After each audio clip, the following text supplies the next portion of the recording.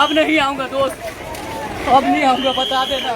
હવે નહીં આવું આમ કહીને આ ભાઈ બેગ લઈને સુરતના ઉધના રેલવે સ્ટેશન તરફ જતા રહ્યા. અહીં એટલી ભીડ હતી કે પોલીસે ભીડને કાબૂમાં લેવા માટે લાઠીચાર્જ કરવો પડ્યો હતો.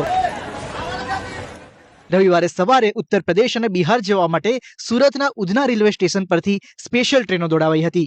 બીબીસી સંવાદદાતા અજીત ગઢવીના જણાવ્યા મુજબ આ ટ્રેનના સમયે ટ્રેનની ક્ષમતા કરતાં પણ 6000 જેટલા વધુ લોકો આવી ગયા હતા.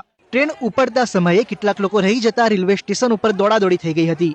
રેલવે સ્ટેશન ઉપર પાણીની વ્યવસ્થા પણ ન હોવાના કારણે કેટલાક લોકો બેભાન થઈ ગયા હોવાના પણ અહેવાલ છે. મહત્વનું છે, શનિવારે અને રવિવારે ઉત્તર ભારત માટે સ્પેશિયલ ટ્રેનો દોડાવાઈ હતી. લગ્નગાળાની સિઝન વેકેશનના કારણે ભીડ વધારે હતી.